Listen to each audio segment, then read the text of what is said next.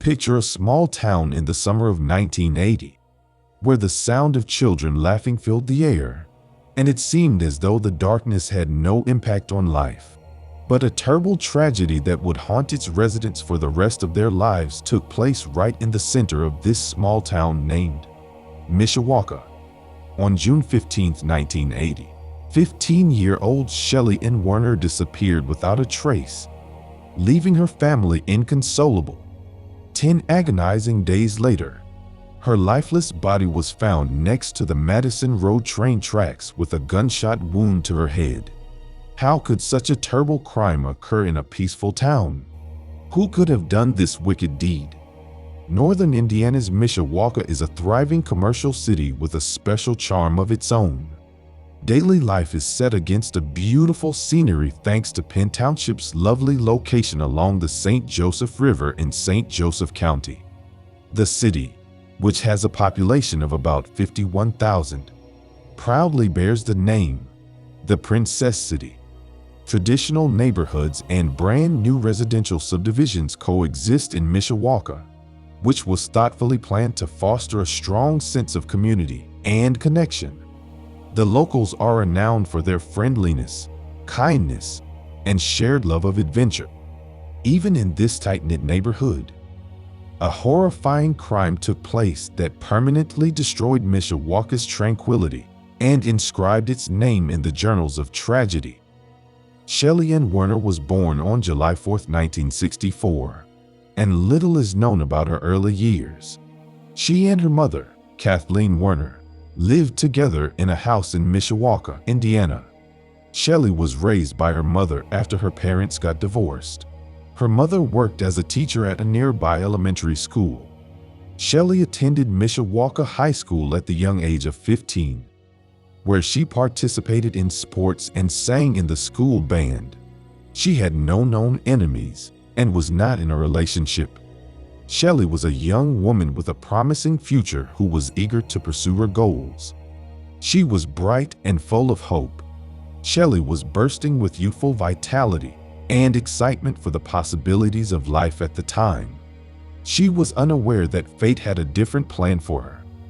On June 16, 1980, an incident that would leave the neighborhood permanently scarred overturned Mishawaka's peaceful routine.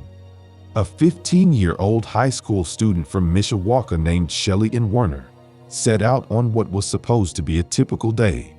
She bid her mother Kathleen a happy goodbye as she took her 1973 Volkswagen to the nearby Wilt's supermarket, a 2-mile drive away. The Warner residence was surrounded by an unsettling silence as time passed. It's been over an hour and Shelly was still absent from her house. Kathleen soon started to feel anxious and dreadful. Kathleen waited some more until she was so desperate that she had to call the police. As she informed the authorities of her daughter's disappearance, her voice trembled. The Mishawaka Police Department initially thought the case involved a teenage runaway and treated it as a missing persons case. But as time went on, a terrifying realization dawned. Even after 24 agonizing hours, Shelly still hadn't shown up. Investigators swiftly changed the investigation status to suspected abduction as their level of concern increased. Detectives were baffled in those early hours of despair because there were no obvious signs of foul play. Although Kathleen's initial call was reported as a typical missing person, nothing changed the following day. Dark clouds of doubt had descended upon Mishawaka town, laying the foundation for a menacing mystery that would last for years. The authorities launched an investigation right away, and they soon discovered that Shelly arrived at Wilt's supermarket on June 16 of that year. She was observed purchasing groceries at around 1:30 p.m., and then later seen leaving the supermarket at around 2 p.m. She walked to her car, which was parked about 50 feet from the entrance of the store. But as soon as she climbed into her car, things started to go south. A man with blonde hair, whose age was estimated to be around 16 to 18 years, standing at 5'7" and weighing about 130 pounds, was seen lurking around the store. Witnesses claimed that the young man had gotten closer to Shelly's car. He unexpectedly took the wheel and pushed Shelly into the passenger seat. Shelly, they say, appeared surprised at the sudden intrusion. The man's back was to the witnesses, so it was challenging to determine whether Shelly was in danger or whether a weapon was used to keep her quiet. The man soon drove away with Shelly in the passenger seat. It was a startling and intimidating behavior that baffled onlookers. In an effort to find any information about the missing young girl, worried family and friends organized a massive group search. In an effort to get help from the public, authorities released a sketch of the first suspect based on the witness's description. A few hours later, a tragic discovery increased the fear of the unknown. In the nearby Osceola, Indiana shopping center parking lot, Shelly's car was found abandoned. Shelly was not there, and there were no signs of a struggle inside the car. Investigators continued their quest for information as they tried to understand what had happened. After 10 days of frustration and pain, 2 teenage girls were exploring a forested area outside of South Bend, Indiana, when they came across a terrible sight. Near the railroad tracks, a young woman's partially naked body was found in a ditch. Dental records would later identify the young woman as Shelly and Werner. The scene revealed that she had been killed there. She was shot twice at close range with a gun of a large caliber. The investigation was a wild ride filled with leads and dead ends. The police used hypnosis as a last resort in their frantic search for solutions. 4 grocery store witnesses were hypnotized in the hopes that they would remember crucial information about Shelly's kidnapping. Following these hypnosis, the first suspect was given a new sketch, which showed that he had been dropped off at the store and appeared to be hitchhiking. The witnesses claimed to have seen Shelly conversing with 2 young women before she entered the store, but no one knew who those 2 women were or whether they were connected to Shelly's kidnapping. Law enforcement made every effort to apprehend the offender, but they were unsuccessful. Police brought in a number of men who fit the description, but a lineup failed to identify any of them as the kidnapper. Authorities were frustrated, and the case remained open because neither the man who dropped off the suspect nor the 2 young women Shelly had spoken to could be located. Over time, the leads dried up, and the investigation came to an end.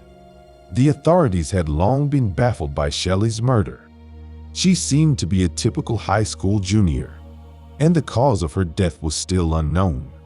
Strangely, witnesses described Shelly as being surprised when the man got into her car. The possibility that she knew her killer couldn't be overlooked. The kidnapping and murder of Shelly Werner quickly turned into a cold case, a terrifying enigma that hung over Mishawaka for a very long time.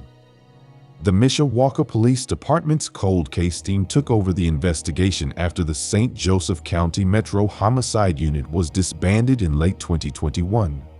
They were tasked with unraveling the mystery that had bedeviled them for years.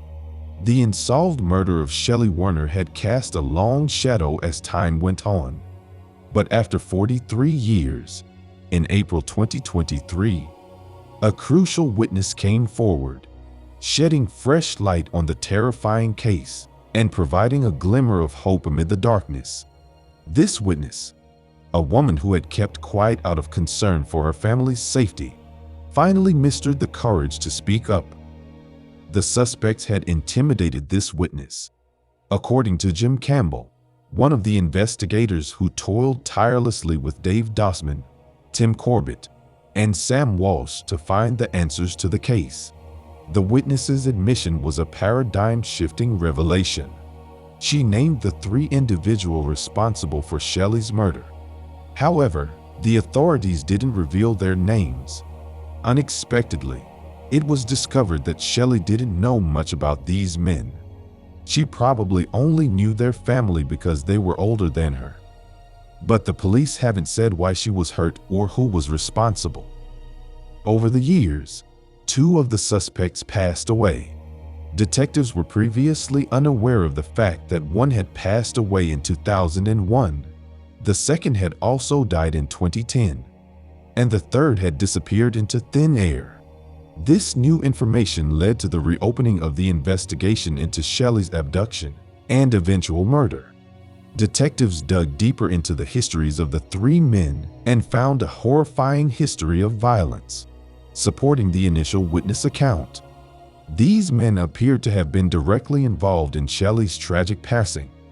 The police later learned that the witness only felt comfortable speaking with the police after two of the accused had passed away.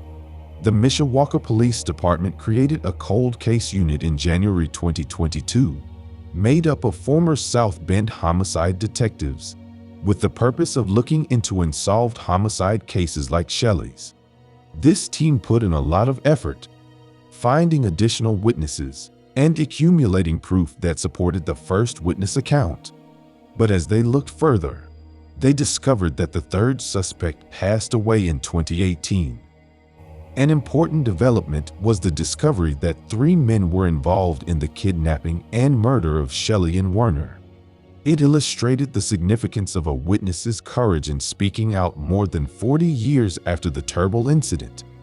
The fact that two of the suspects had died and the third had vanished provided the witness with motivation.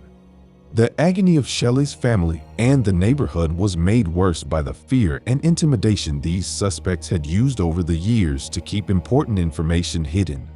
Jim Campbell, a cold case investigator, spoke about the challenges witnesses faced, highlighting how threats to their families had stifled their testimony. Even though the investigators' evidence and testimony painted a clear picture of the three suspects' involvement, there was a serious problem that couldn't be overlooked.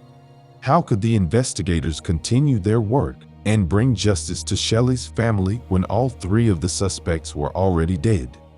The case was closed after the St. Joseph County Prosecutor's Office examined the evidence and determined it to be conclusive. It soon became obvious that the deceased could not be subjected to legal consequences. Except for their age proximity to Shelly and familiarity with her, little else was known about the suspects. But the St. Joseph County Prosecutor's Office decision brought closure. Even though the suspects were dead, there was still hope that Shelly's family would finally be able to rest in the knowledge that the truth had been revealed. The witnesses' crucial information started a causal sequence that produced more evidence and witnesses. According to the St. Joseph County Prosecutor's Office, other evidence and statements were crucial even though DNA testing could not provide a definitive match. Sadly, the suspects' names are still unknown due to their deaths, preventing the filing of any charges. In the end, those committed to achieving justice had not let the passage of time weaken their resolve. Thanks to the tenacity of the detectives and the bravery of a witness who came forward to shed light on a dark period in Mishawaka's past, the murder of Shelly and Werner had been solved. People who were personally involved in the case of Shelly and Werner experienced a range of emotions in response to the verdict. The case's resolution provided some consolation for the detectives who had labored assiduously for years to uncover the truth. One of the cold case detectives, Tim Corbett, said, "I hope she's sitting next to God. I thank the police, citizens, and everyone else who helped with the case." Nevertheless, there was ongoing sadness throughout the conclusion of the case. Shelly's family members were naturally private in their grief, so they made no comment on the updates. What do you think about this case? Do you think justice has truly been served? Let us know your thoughts in the comments. Thank you for watching. Until next time, stay safe and alert for the next mystery to come to light.